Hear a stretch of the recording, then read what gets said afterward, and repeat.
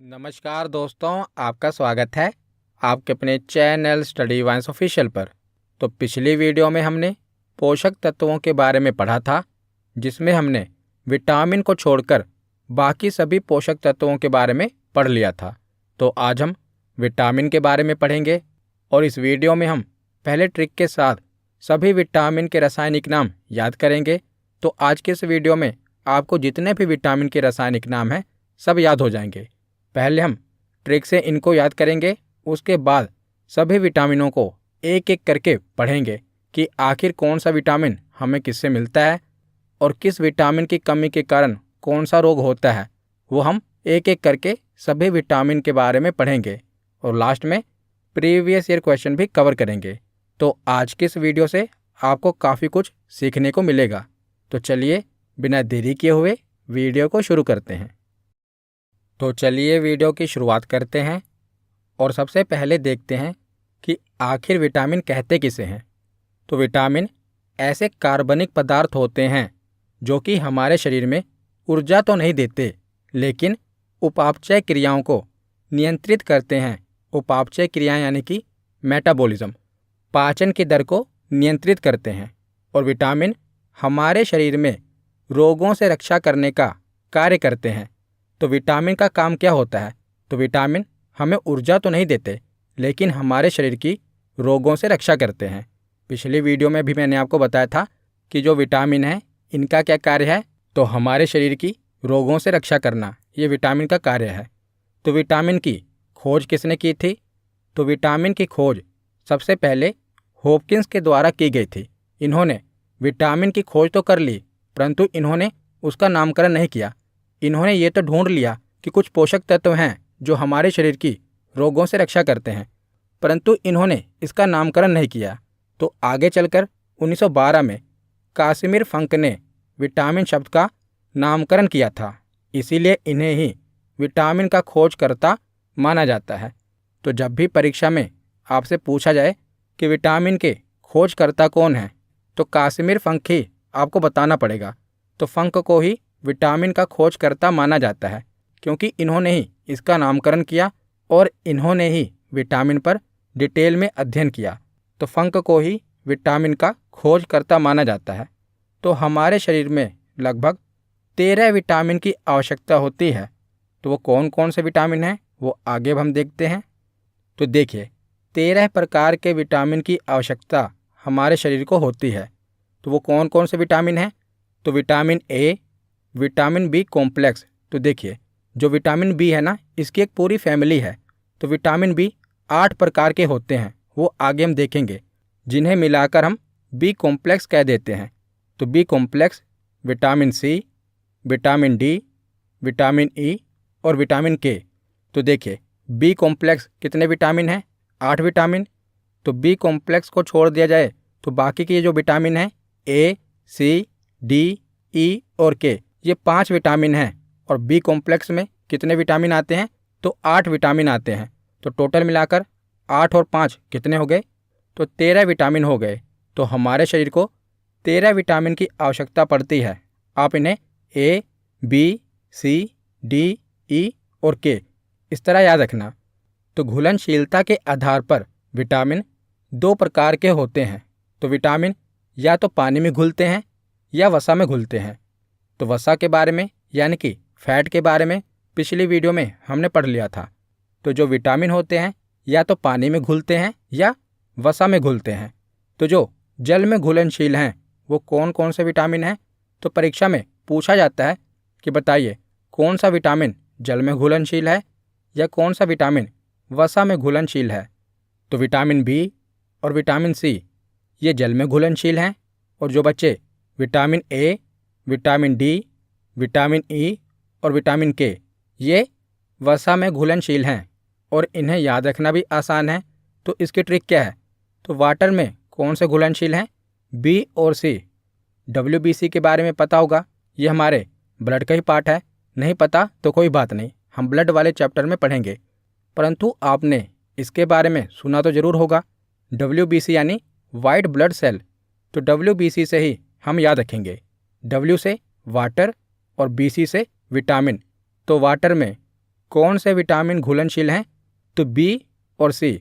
तो WBC से आप याद रखिएगा कि वाटर में विटामिन बी और विटामिन सी घुलनशील हैं, और जो बाकी बचे विटामिन वो किस में घुलनशील होंगे? तो विटामिन ए, डी, ई और के ये वसा में घुलनशील होंगे, और विटामिन बी और सी ये वाटर में घुलनशील होंगे।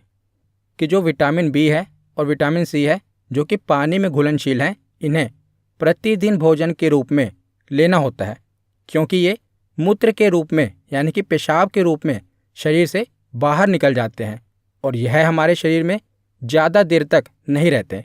तो विटामिन बी और विटामिन सी की आवश्यकता हमें ज़्यादा होती है, प्रतिदिन होती है, क्योंकि ये विटामिन जल में घुलनशील हैं और मूत्र के रूप में ये हमारे शरीर से बाहर निकल जाते हैं। तो ये विटामिन हमारे शरीर में ज़्यादा देर तक नहीं रह पाते। और जो विटामिन ए, डी, ई और के हैं ये वसा में घुलनशील हैं, जिसके कारण क्या होता है? ये वसीय ऊतकों यानी कि फैटी टिश्यू में संचित हो जाते हैं, स्टोर हो जाते हैं, और हमारे शरीर के अंदर बहुत दिनों तक या महीनों तक भी रह जाते हैं। तो जो वसा में घुलनशील विटामिन है ये हमारे शरीर में लंबे समय तक रह जाते हैं, यानी कि डेली इनकी ज़रूरत हमें नहीं पड़ती। लेकिन जो विटामिन बी है और सी है ये पानी में घुलनशील है, तो पानी के द्वारा ही यानी कि मूत्र के द्वारा ही हमारे शरीर से निकल जाता है, तो इनकी ज़रूरत हमें ज़्यादा पड़ती है। तो उसके बाद आगे हम पहले जो भी विटामिन हैं इनके जो रासायनिक नाम हैं वो ट्रिक से याद कर लेते हैं, क्योंकि आपको पता है कि जब भी विटामिन से क्वेश्चन पूछा जाएगा तो 60% क्वेश्चन उसके रासायनिक नाम से ही पूछा जाएगा। 60% तक विटामिन से जो प्रश्न बनते हैं वो उनके केमिकल नेम से ही बनते हैं। तो हमें ये याद होना चाहिए, और इनका नाम ऐसा है कि इन्हें याद रखना आसान नहीं होता। तो एक ट्रिक की सहायता से जो हो सकता है आपने पहले ही पढ़ी हो, इससे हम इसे याद करेंगे। तो ट्रिक क्या है? रथ एक टॉफ़ी, ये आपको याद रखना है। जब भी विटामिन का रासायनिक नाम आपसे पूछा जाएगा तो आपके दिमाग में ये ट्रिक आनी चाहिए, रथ एक टॉफ़ी। तो बी कॉम्प्लेक्स को हटा दिया जाए, अकेला हम विटामिन बी ले लें तो 6 विटामिन होंगे, ए, बी, सी, डी, ई और के। जो विटामिन बी की फैमिली है वो नेक्स्ट स्लाइड में हम देख लेंगे। पहले हम विटामिन ए से लेकर विटामिन के तक जो रासायनिक नाम है वो देख लेते हैं। तो ट्रिक क्या है? रथ एक टॉफ़ी। तो विटामिन ए का रासायनिक नाम क्या है? रथ का रा, रेटिनॉल। विटामिन बी का रासायनिक नाम क्या है? थायमिन। विटामिन सी का रासायनिक नाम क्या है? ए से एस्कोर्बिक एसिड। विटामिन डी का रासायनिक नाम क्या है? का से कैल्सिफेरॉल। विटामिन ई का रासायनिक नाम क्या है? टॉफ़ी का टोकोफेरॉल। और विटामिन के का रासायनिक नाम क्या है? फी यानी कि फिलोक्विनोन। तो जब भी आपसे विटामिन ए से लेकर विटामिन के तक कोई भी रासायनिक नाम पूछा जाए तो आपको लिख लेना है रथ एक टॉफ़ी। तो रा से रेटिनॉल, था से थायमिन, ए से एस्कोर्बिक एसिड, का से कैल्सिफेरॉल, टो से टोकोफेरॉल और फी से फिलोक्विनोन। तो आगे अब हम जो विटामिन बी है ना, पूरी विटामिन बी की जो फैमिली है उनके रासायनिक नाम देख लेते हैं। तो वैसे अगर आप इन्हें याद करना चाहेंगे तो ये केमिकल नेम है, इसीलिए इन्हें ऐसे याद रख पाना थोड़ा मुश्किल हो जाता है, लेकिन ट्रिक के माध्यम से आप इन्हें याद रख पाएंगे। तो पहली ट्रिक हमने देखी रथ एक टॉफ़ी, जिससे हमें 6 विटामिनों के नाम याद रहेंगे। बाकी की जो विटामिन बी की पूरी फैमिली है वो हमें कैसे याद रहेगी? तो उसकी ट्रिक है थोरा न्यू पेंट पर बायोफसा।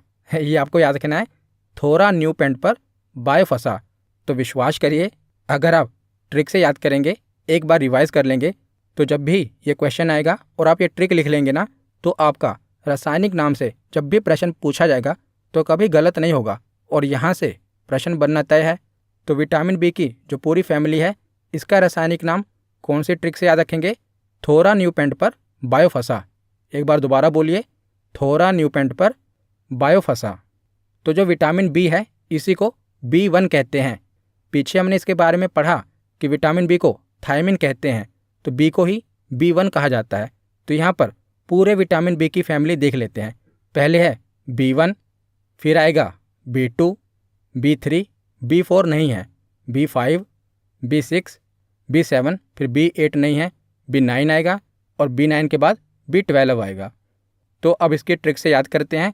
थोरा न्यू पेंट पर बायो फंसा, तो थो से थायमीन, उसके बाद रा से राइबोफ्लेविन, न्यू से निकोटीनेमाइड या इसे नियोक्सिन भी कहते हैं, तो न्यू से नियोक्सिन, पेंट से पेंटोथेनिक अम्ल, पर से पायरिडोक्सिन, बायो से बायोटीन, फा से फोलिक अम्ल और सा से साइनोकोबाल्मिन। तो इस प्रकार आप ट्रिक से याद कर पाएंगे। तो एक बार मेरे साथ दोबारा दोहराइए। ट्रिक क्या है? थोरा न्यू पेंट पर बायो फंसा, तो थो से क्या होगा? थायमीन, रा से राइबोफ्लेविन, न्यू से नियोक्सिन, पेंट से पेंटोथेनिक अम्ल, पर से पायरिडोक्सिन, बायो से बायोटीन, फा से फोलिक अम्ल और सा से साइनोकोबाल्मिन। तो ट्रिक तो मैंने आपको बता दी। तो ये ट्रिक आप लगाएंगे कैसे? तो ट्रिक से आपको रासायनिक नाम पूरा याद नहीं रहेगा। जैसे देखिए, अगर आपसे पूछा जाएगा कि विटामिन B3 का नाम क्या है, तो आपके दिमाग में ट्रिक क्या आएगी? थोरा न्यू पेंट पर बायो फंसा, तो थोरा B1 और B2 तो ऐसे खत्म हो गए, तीसरे पे है न्यू, तो ना से ही इस विटामिन के नाम की शुरुआत होगी। तो आप ऑप्शन में देखेंगे अलग अलग प्रकार के विटामिन होंगे, तो जो ना से शुरू हो रहा होगा और आपने एक बार पढ़ा भी होगा, तो ऐसा तो है नहीं कि ना से कुछ भी लिखा हो तो आप टिक कर देंगे। पहले आपके दिमाग में ना आएगा, उसके बाद आपके दिमाग में आ जाएगा या तो निकोटिनेमाइड दिया होगा या न्यूसिन दिया होगा। तो इस प्रकार आप इस ट्रिक की सहायता से विटामिनों के रासायनिक नाम को याद कर पाएंगे। तो अब हम एक एक करके सभी विटामिनों के बारे में पढ़ते हैं। तो आपसे विटामिन के बारे में क्या पूछा जाएगा? तो 3 प्रकार के प्रश्न बनते हैं। पहला तो ये कि विटामिन का रासायनिक नाम क्या है। दूसरा, इसका सोर्स यानी कि स्रोत पूछ लिया जाता है कि बताइए ये विटामिन हमें किससे मिलेगा। और तीसरा प्रश्न ये कि इस विटामिन की कमी से कौन सा रोग होता है। तो 3 प्रकार के प्रश्न विटामिन से बनते हैं। तो पहले है विटामिन ए। तो विटामिन ए का रासायनिक नाम हमने पढ़ लिया, रेटिनॉल है। इसका स्रोत क्या है, यानी कि विटामिन ए हमें किससे मिलता है? तो सबसे ज़्यादा गाजर में विटामिन ए पाया जाता है। तो जब भी विटामिन ए से प्रश्न पूछा जाएगा तो 99% ऑप्शन में गाजर ही दिया होता है। तो गाजर में सर्वाधिक मात्रा में विटामिन ए पाया जाता है। उसके बाद पके हुए फलों में जैसे कि आम, पपीता, हरी पत्तेदार सब्जियों में, पनीर, दूध, मांस, मछली और अंडा, इसमें विटामिन ए पाया जाता है। तो गाजर के बारे में आपको पता होना चाहिए कि गाजर में विटामिन ए पाया जाता है भरपूर मात्रा में। और इसी के साथ सुनहरा चावल, जिसे गोल्डन राइस कहते हैं, जिसे जेनेटिकली मॉडिफाइड किया गया है, यानी कि आनुवांशिक रूप से इसे मॉडिफाई किया गया है, सुनहरा चावल। तो यह भी एक एग्जाम में पूछा भी गया था कि सुनहरे चावल में कौन सा विटामिन पाया जाता है? तो विटामिन ए पाया जाता है। तो मैंने पहले जो भी प्रीवियस ईयर क्वेश्चन है उन्हें स्टडी किया, उसी के बेसिस पर मैंने ये पूरी वीडियो बनाई है। तो सुनहरे चावल में कौन सा विटामिन पाया जाता है? Vitamin A. और गाजर में कौन सा विटामिन पाया जाता है? Vitamin A. उसके बाद देखते हैं कि विटामिन ए की कमी से कौन सा रोग होता है? तो रतौंधी, जिसे नाइट ब्लाइंडनेस कहते हैं। इस बीमारी में जो व्यक्ति होता है उसको सूर्यास्त के बाद, यानी कि जैसे ही शाम होने लगती है उसके बाद उसको दिखना कम हो जाता है। तो वैसे तो जैसे ही शाम होने लगती है हमें भी दिखना कम हो जाता है, परंतु इनको धुंधला दिखाई देने लगता है। हमें धुंधला नहीं दिखाई देता। अगर रोशनी कम है तो वो पता चलता है, हमें उसी प्रकार दिखाई देगा। लेकिन इनको क्या होता है, जैसे जैसे सूर्य अस्त होता है ना, इनको धुंधला दिखाई देने लगता है। जैसे एक आदमी को चश्मा लगा होता है, अगर वो चश्मा उतार दे तो उसे कैसे दिखाई देता है? ठीक उसी प्रकार इनको सूर्यास्त के बाद धुंधला दिखाई देने लगता है। जो पूछा गया है कि विटामिन ए की कमी से कौन सा रोग होता है? विटामिन ए की कमी से कौन सा रोग होता है? तो रतौंधी। और दूसरा रोग है जीरोपैथेलमिया। इसमें क्या होता है? तो इसमें आंखें शुष्क हो जाती हैं। तो विटामिन ए की कमी से कौन कौन सा रोग होता है? रतौंधी और जीरोपैथेलमिया, ये विटामिन ए की कमी से होता है। और विटामिन ए की कमी को किसके माध्यम से पूरा किया जा सकता है? तो गाजर में सर्वाधिक मात्रा में विटामिन ए पाया जाता है। तो उसके बाद पढ़ते हैं विटामिन सी। तो विटामिन बी के बारे में हम लास्ट में पढ़ेंगे। जो पूरे विटामिन बी की फैमिली है ना, उसे हम लास्ट में देख लेंगे। पहले हम जो बाकी के विटामिन हैं इन्हें पढ़ लेते हैं ताकि आप कंफ्यूज ना हो। तो विटामिन ए हमने पढ़ लिया। अब देखते हैं विटामिन सी। तो विटामिन सी का रासायनिक नाम क्या है? एस्कोर्बिक अम्ल, एस्कोर्बिक एसिड। और इसका स्रोत क्या है, यानी कि किससे हमें विटामिन सी मिलेगा? तो आंवले में सर्वाधिक मात्रा में विटामिन सी पाया जाता है। याद रखिएगा, विटामिन सी सबसे ज़्यादा प्रचुर मात्रा में किस में पाया जाता है? आंवले में। और ज़्यादातर जो भी खट्टे फल होते हैं ना, उसमें विटामिन सी पाया जाता है। तो याद रखिएगा, जो भी खट्टे फल हैं जैसे नींबू, संतरा, इमली, इन सभी में क्या पाया जाएगा? विटामिन सी पाया जाएगा। तो खट्टे फलों में अमरूद, नारंगी, पपीता, इन सब में विटामिन सी मिलता है। तो जो विटामिन सी है ना, इसे घाव भरने वाला विटामिन भी कहते हैं। तो जब भी हमारे शरीर में कहीं पर चोट लगती है ना, तो विटामिन सी क्या करता है? घाव को भरता है। तो इसे घाव भरने वाला विटामिन कहते हैं। और ये प्रश्न पूछा भी गया है कि किसे घाव भरने वाला विटामिन कहते हैं? तो विटामिन सी को। और प्रचुर मात्रा में विटामिन सी किस में पाया जाता है? तो आंवले में पाया जाता है। तो इसकी कमी से कौन सा रोग होता है? तो विटामिन सी की कमी से स्कर्वी नामक रोग होता है, जिसमें क्या होता है कि मसूड़ों में सूजन आ जाती है और खून निकलने लगता है। और इसमें दांत कमज़ोर हो जाते हैं और मुंह से भी दुर्गंध आने लगती है। तो विटामिन सी की कमी से कौन सा रोग होता है? तो ऑप्शन में स्कर्वी रोग दिया होता है। तो स्कर्वी में क्या होता है कि मसूड़े सूज जाते हैं, जैसा आप इमेज में देख रहे हैं, मसूड़े सूज जाते हैं और उसमें से खून निकलने लगता है स्कर्वी के कारण। तो विटामिन सी के बाद देखते हैं विटामिन डी। तो विटामिन डी का रासायनिक नाम क्या है? कैल्सिफेरॉल। ये विटामिन डी का रासायनिक नाम है। तो विटामिन डी हमें किससे मिलता है? तो सूर्य के प्रकाश से, मछली के तेल से, अंडा और मांस से हमें विटामिन डी मिलता है। तो एक बात याद रखिएगा कि सूर्य के प्रकाश में विटामिन डी नहीं होता। ज़्यादातर हमें लगता है कि जो सूर्य का प्रकाश होता है उससे हमें विटामिन डी मिलता है। ये गलत है। सूर्य के प्रकाश की उपस्थिति में जो हमारा शरीर है ना, ये विटामिन डी बनाता है। यानी कि जो सूर्य का प्रकाश है वो हमारे शरीर को चाहिए विटामिन डी बनाने के लिए, लेकिन सूर्य के प्रकाश में विटामिन डी नहीं होता। जब हम सूर्य का प्रकाश लेते हैं तो हमारा शरीर विटामिन डी बनाता है। क्योंकि ज़्यादातर हम यही सुनते हैं कि सूर्य के प्रकाश में विटामिन डी होता है। नहीं, सूर्य के प्रकाश की उपस्थिति में हमारे शरीर में विटामिन डी बनता है। तो विटामिन डी का स्रोत क्या है? सूर्य के प्रकाश की उपस्थिति में हमारे शरीर में विटामिन डी बनता है। मछली के तेल से मिलता है, अंडे से और मांस से विटामिन डी हमें मिलता है। तो विटामिन डी को धूप का विटामिन भी कहते हैं। और क्यों कहते हैं ये आपको बताने की ज़रूरत नहीं है। तो इसे धूप का विटामिन भी कहते हैं। और ये विटामिन हमारे शरीर में बनता है तो ये हार्मोन की तरह कार्य करता है, इसीलिए इसे हार्मोन विटामिन भी कहते हैं। तो ये भी प्रश्न पूछा गया है कि हार्मोन विटामिन किसे कहते हैं? तो विटामिन डी को ही हार्मोन विटामिन कहते हैं। और ये हमारे शरीर में तेज़ी से बनने वाला विटामिन होता है। कौन सा विटामिन? Vitamin D. तो विटामिन डी की कमी से हमारे शरीर में कौन से रोग होते हैं? तो हड्डियों से रिलेटेड रोग हमारे शरीर में विटामिन डी की कमी से होते हैं। पहला रोग है रिकेट्स। तो ये बीमारी बच्चों में होती है।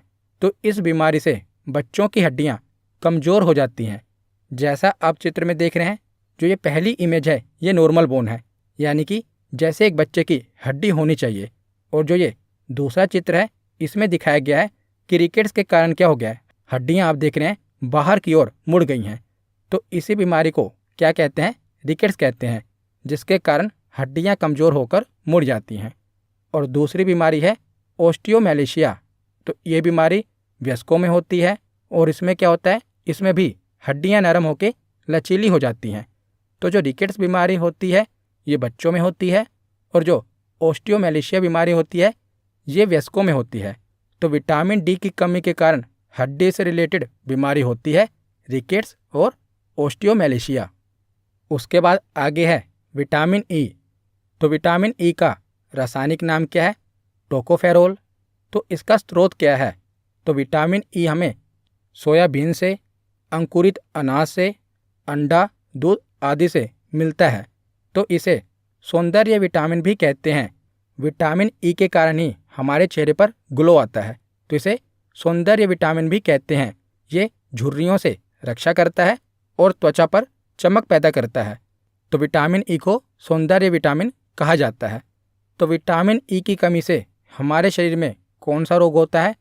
तो विटामिन ई की कमी से महिलाओं में बांझपन हो जाता है और पुरुषों में नपुंसकता का प्रभाव आ जाता है।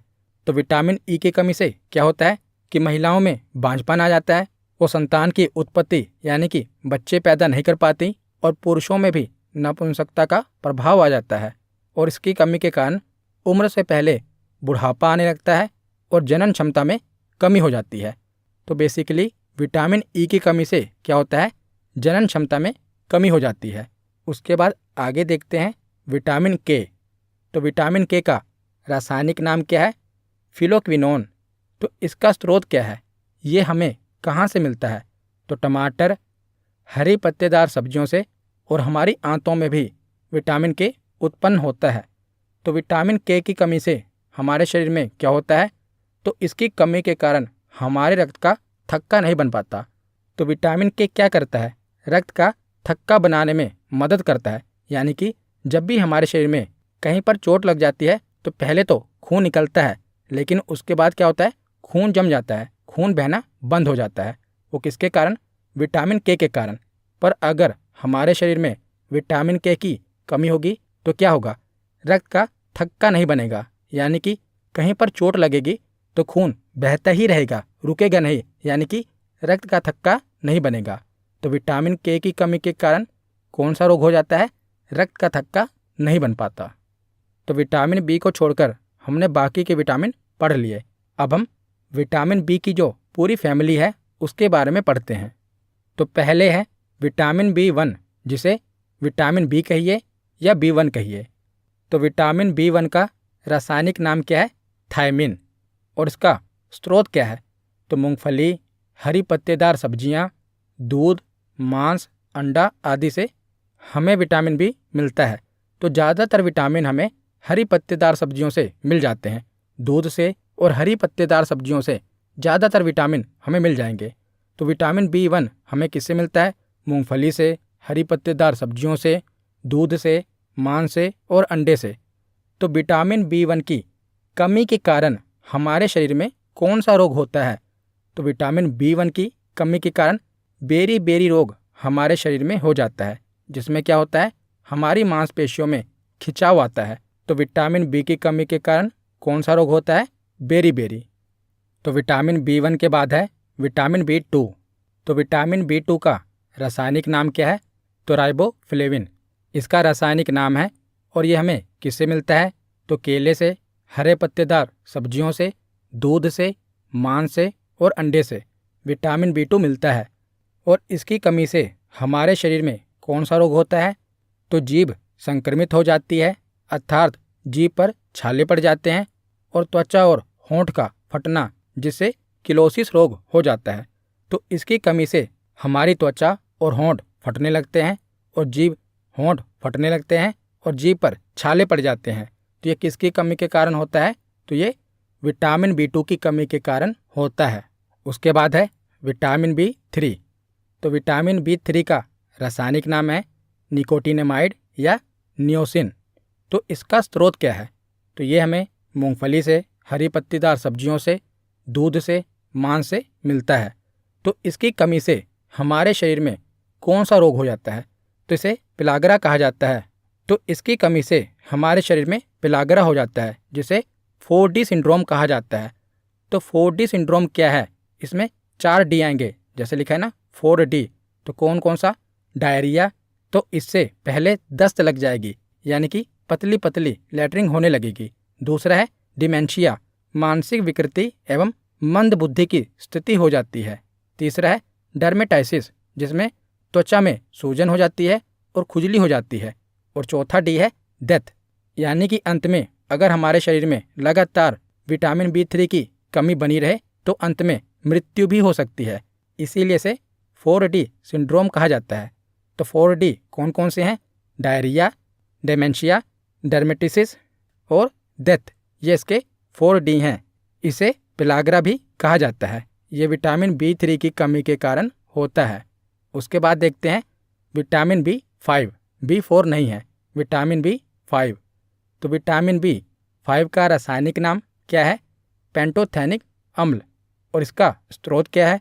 तो टमाटर से, मूंगफली से, दूध और मांस से हमें विटामिन B5 मिलता है। और इसकी कमी से हमारे शरीर में कौन सा रोग होता है? तो हमारे बाल सफ़ेद होने लगते हैं और मंद बुद्धि होना। ये दोनों कमियां किसके कारण होती हैं? विटामिन B5 की कमी के कारण होती हैं। तो ज़्यादातर ये पूछा जाता है कि हमारे बाल सफ़ेद होने लगते हैं किसकी कमी के कारण? विटामिन B5 की कमी के कारण हमारे बाल सफ़ेद होने लगते हैं। उसके बाद है विटामिन B6। तो विटामिन B6 का रासायनिक नाम क्या है? तो इसका रासायनिक नाम है पायरिडॉक्सिन। और ये हमें किससे मिलता है? तो मांस से, अनाज से, बादाम और सब्जियों से विटामिन B6 मिलता है। और इसकी कमी से हमारे शरीर में कौन सा रोग हो जाता है? तो एनीमिया यानी कि खून की कमी हो जाती है। और त्वचा रोग विटामिन C की कमी के कारण होता है। तो कौन कौन से रोग होते हैं? एनीमिया होता है और त्वचा रोग हो जाता है। उसके बाद आगे है विटामिन B7। तो B7 का रासायनिक नाम क्या है? तो इसका रासायनिक नाम है बायोटीन। और इसका स्रोत क्या है? तो मांस, अंडा, दूध और सब्जियां इसका स्रोत है। और विटामिन B7 को ही विटामिन H के नाम से भी जाना जाता है। तो याद रखिएगा, विटामिन B7 का ही अन्य नाम क्या है? Vitamin H। और इसकी कमी से हमारे शरीर में कौन सा रोग हो जाता है? तो लकवा मार जाता है, शरीर में दर्द होने लगता है और बालों का गिरना भी विटामिन B7 की कमी के कारण होता है। तो लकवा, शरीर में दर्द और बालों का गिरना किसकी कमी के कारण होता है? विटामिन B7 की कमी के कारण होता है। और इसे ही विटामिन H के नाम से भी जाना जाता है। उसके बाद आगे है विटामिन B9। तो विटामिन B9 का रासायनिक नाम क्या है? फोलिक अम्ल यानी कि फोलिक एसिड। और इसका स्रोत क्या है? तो विटामिन B9 हमें दालों से, सब्जियों से और अंडे से मिलता है। और इसकी कमी से हमारे शरीर में कौन सा रोग हो जाता है? तो एनीमिया और पेचिस रोग किसकी कमी के कारण होता है? तो B9 की कमी के कारण होता है। इसका रासायनिक नाम बहुत बार पूछा गया है, तो याद रखिएगा, B9 का रासायनिक नाम है फोलिक अम्ल। कौन सा? फोलिक अम्ल। उसके बाद आगे चलते हैं और विटामिन B की फैमिली का आखिरी विटामिन है विटामिन B12। इसका रासायनिक नाम क्या है? तो साइनोकोबालमिन इसका रासायनिक नाम है। और ये हमें किससे मिलता है? तो ये हमें दूध से, मांस से, अंडे से और पनीर से विटामिन B12 मिलता है।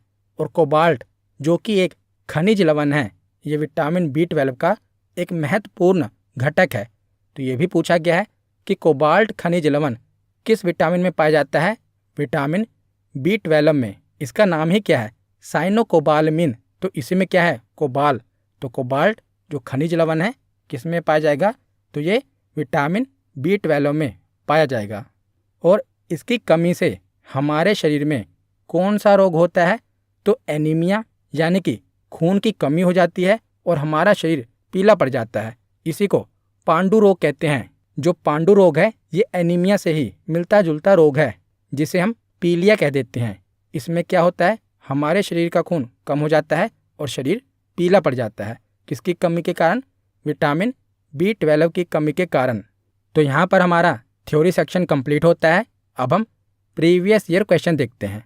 तो प्रीवियस ईयर क्वेश्चन देखने से पहले मैं आपको बता दूं कि आपको चैनल की प्लेलिस्ट में जाकर जो भी मैं वीडियो अपलोड करता हूं ना, वो आपको प्लेलिस्ट में एक ही साथ मिल जाएंगी। यानी कि अगर आपको हिस्ट्री पढ़नी है तो प्राचीन भारत, मध्यकालीन भारत और आधुनिक भारत की जो मैंने प्लेलिस्ट बनाई है, इसमें आपको हिस्ट्री की सारी वीडियोस मिल जाएंगी।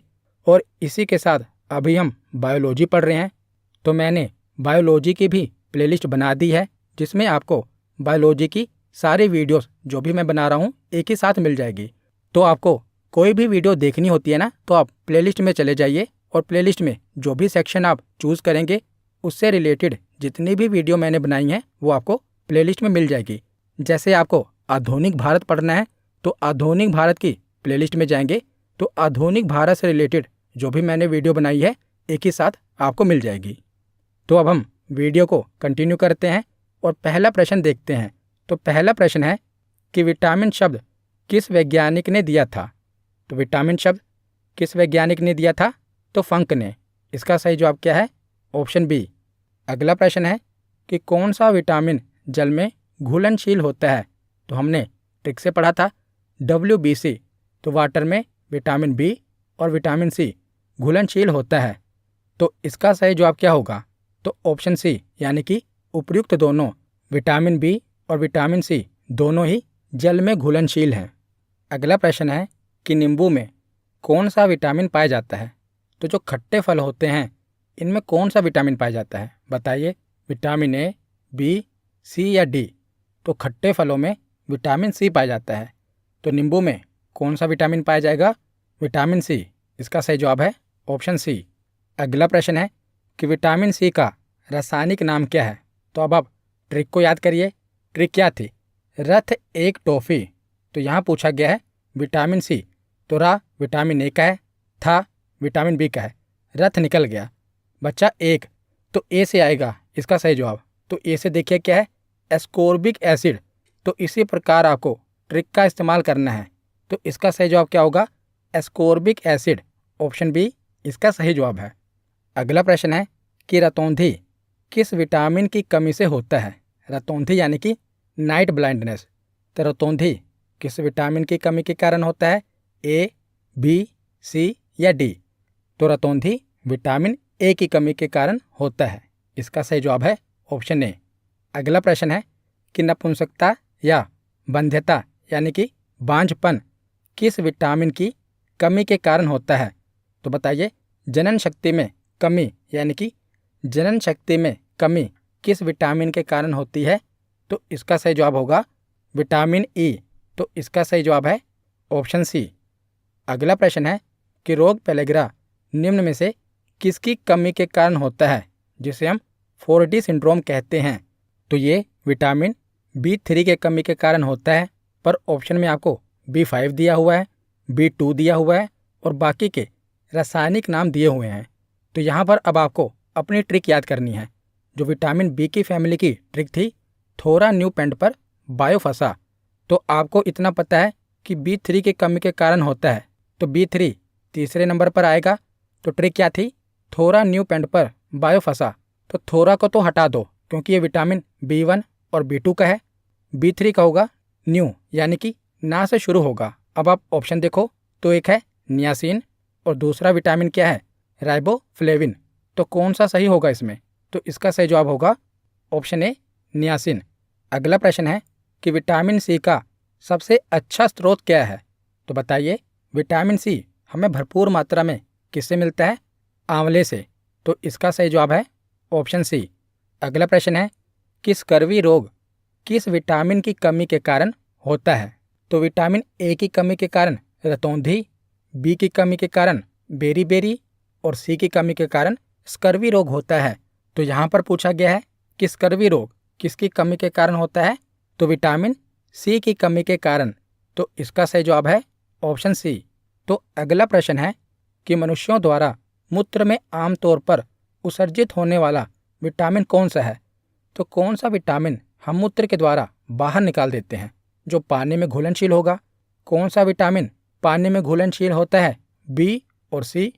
तो यहाँ पर ऑप्शन में कौन सा विटामिन दिया है? बी और सी में से। तो विटामिन सी। तो इसका सही जवाब क्या होगा? ऑप्शन बी, यानी कि विटामिन सी। अगला प्रश्न है कि किस विटामिन की कमी के कारण बच्चों के अंगों की अस्थियां मुड़ जाती हैं। तो हड्डियों से रिलेटेड कौन सा विटामिन था? तो विटामिन डी था। तो इसका सही जवाब है ऑप्शन डी।